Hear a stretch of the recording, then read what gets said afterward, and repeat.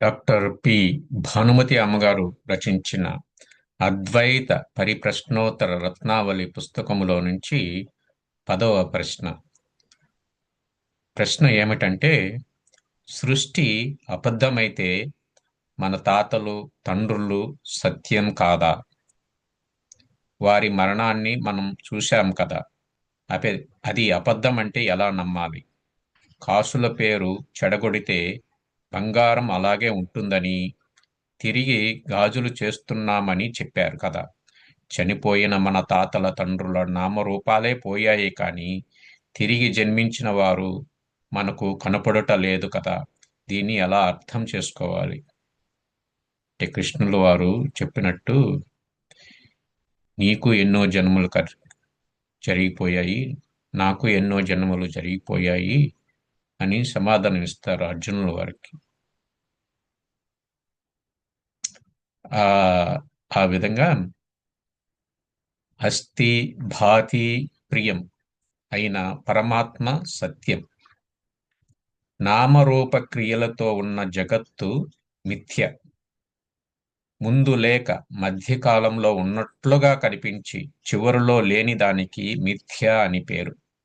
సత్యము సర్వకాలాల్లో ఉండాలి. ఉదాహరణకు, కుండ పుట్టక ముందు కుండ లేదు, కుండ పగిలిపోతే కుండ ఉండదు. మధ్యకాలంలో ఉన్న కుండ మిథ్య. ముందున్న మట్టి, తరువాత ఉండే మట్టి, మధ్యకాలంలో కుండగా కనిపించే మట్టి ఒకటే. కుండలో మట్టి అనే అస్థి, భాతి, కుండ అనే నామరూపము, ఒక సత్యము, ఒక మిథ్య అన్ని కలగాపులపంగా కలిసి ఉన్నాయి. విడదీయడం చేతకాని మన కోసం మట్టి కుండ, గాజు గ్లాసు, నూలు చీర, పట్టుబట్ట అనే పదాలు, చెక్క బల్ల, ప్లాస్టిక్ కుర్చీ అనే పదాలు ప్రయోగంలోనికి తెచ్చారు.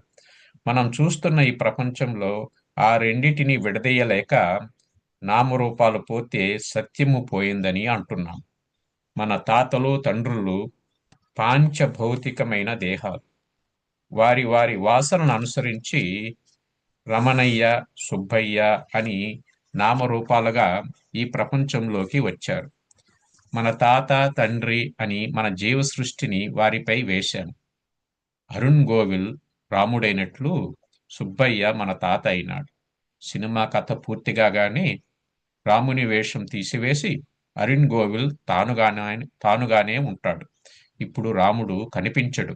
అరుణ్ గోవిలే రాముడని నీకు తెలియనప్పుడు రాముడు చనిపోయాడంటామా? అలాగే మన తాత, తండ్రి రూపాలు, నామరూపాలు చాలిస్తే మనం వాళ్ళని పోయారనుకుంటున్నాం. సత్యంగా పంచభూతాలు శరీరంగా ఉన్నప్పుడు కలిసి పాంచక భౌతికమైనాయని నీ చేత చెప్పబడే మరణంతో డీకంపోజ్ అయినాయి. ఏ భూతం ఆ భూతంలో చేరిపోయింది. మరణించిన వారు తిరిగి జన్మిస్తారన్నా వారు మనకు కనపడుట లేదనడానికి వివరణ. భగవద్గీతలో పరమాత్మ క్షేత్రము, క్షేత్రజ్ఞుడు అని ఇద్దరిని తెలిపాడు. ఇదం శరీరం కౌంతేయ క్షేత్రం మిథ్యభిధీయతే ఏతద్యో వేత్తి తం ప్రాహుః క్షేత్రజ్ఞ ఇది తద్విదః. భగవద్గీతలోని 13వ అధ్యాయం 2వ శ్లోకం. శ్రీ భగవానుడు పలికెను, ఓ కౌంతేయ, ఈ శరీరమును క్షేత్రము అని పేర్కొందరు. ఈ క్షేత్రమును గూర్చి ఎరింగిన వానిని క్షేత్రజ్ఞుడు అని తత్వము తెలిసిన జ్ఞానులు తెలుపుదురు. ఇచ్ఛాశక్తి వాసనగా, జ్ఞానశక్తి ప్రొసీజర్గా, క్రియాశక్తి ఎగ్జిక్యూషన్గా దేహాన్ని తెచ్చుకుంటున్నాడు. కర్మ ఫలాలు అనుభవించడానికి క్షేత్రంగా ఈ శరీరము ఉపయోగపడుతుంది. దానిని నవద్వారపురమని, ఏకాదశ ద్వారపురమని, ఇది ఒక గృహము వంటిదని ఉపనిషత్తులు తెలిపాయి. గృహమందు ఉండే వాడిని గృహస్థు అంటారు.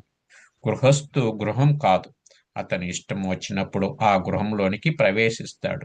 వేరొక గృహాన్ని కట్టుకొని వెళ్ళగల స్వతంత్రత అతనికి ఎప్పుడు ఉంటుంది. దేహో దేవాలయ ప్రోక్తో జీవో దేవ సనాతన. సనాతనులైన ఆ పురస్వామి ఆ పురములో తన కర్మానుభవం అయ్యే వరకు ఉండి అయిపోయిన తర్వాత మరొక గృహాన్ని కట్టుకొని వెళ్ళిపోతాడు. ఒక పని మీద కర్నూలు నుండి ఢిల్లీకి వెళ్ళిన నేను హోటల్లో దిగి పని పూర్తి కాగానే హోటల్ గది ఖాళీ చేసి కర్నూలుకు వస్తాను కదా.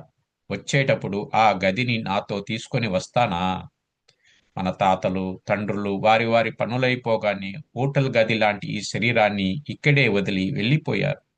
క్షేత్రాన్ని క్షేత్రజ్ఞుని వేరు చేయలేని నీ అజ్ఞానం వలన క్షేత్రమే క్షేత్రజ్ఞుడు అనుకోవడం వలన వాడు మరొక శరీరంలో ఉంటే నీవు గుర్తించలేకపోతున్నావు. కాసుల పేరు కరిగించి హంసలి గాజులు చేసి ఇస్తే కాసుల పేరు పోయిందని నీవు ఏడవవు. గాజులు వచ్చాయని నీవు సంతోషపడవు. నిమిత్త ఉపాదానాలు ఇక్కడ వేరుగా ఉంటాయి. ఎలాగంటే బంగారం కంసలి. సనాతుడైన ఈ జీవుడు అభిన్న నిమిత్త ఉపాదాన కారుణుడై తన సత్తే ఉపాదానమని తన చిత్తే నిమిత్తమని ఉండటం వలన అతడు మళ్ళీ జన్మించినా నీవు కనుక్కోలేకపోతున్నావు. క్షేత్రాన్ని నిరసించి క్షేత్రజ్ఞుని కనుక్కుంటే వాడు ఏ క్షేత్రంలో ఉన్నా నువ్వు గుర్తించగలవు. క్షేత్రజ్ఞం చాపి మాం విద్ధి సర్వక్షేత్రేషు భారత. అన్ని క్షేత్రాలలో ఉన్న క్షేత్రజ్ఞుణ్ణి గుర్తించాలంటే ముందు నీ క్షేత్రజ్ఞుణ్ణి గుర్తించు. వాడు ప్రతిబింబుడని చిదాభాసుడని గుర్తిస్తే అందరి శరీరాలలో ఆ చిదాభాసుడే ఉంటాడని నీకు తెలుస్తుంది. అజ్ఞానంలో ఉదయించినన్ని ప్రశ్నలు జ్ఞానం కలిగితే లేకుండా పోతాయి కదా. సూర్యోదయానికి ముందు చల్లిన కల్లాపు బురద బురదగా ఉంటుంది. సూర్యుడు రాగానే ఆ బురద అంతా ఎలా కనపడకుండా పోయిందో అలాగే జ్ఞానభాస్కరుడు ప్రకాశించగానే నీ సంశయాలన్నీ అలా సమసిపోతాయి. రేపటి రోజు ప్రశ్న 11వ ప్రశ్న. స్వర్గ నరకాలు ఉన్నాయా? మరణించిన మన పెద్దలు స్వర్గ నరకాలకు వెళ్ళి వచ్చి ఇలా ఉంటుందని చెప్పారా? ఇది కేవలం మూఢనమ్మకమేనా అనే ప్రశ్నకు విచారణ చేద్దాం. అందరికీ ధన్యవాదములు. ఓ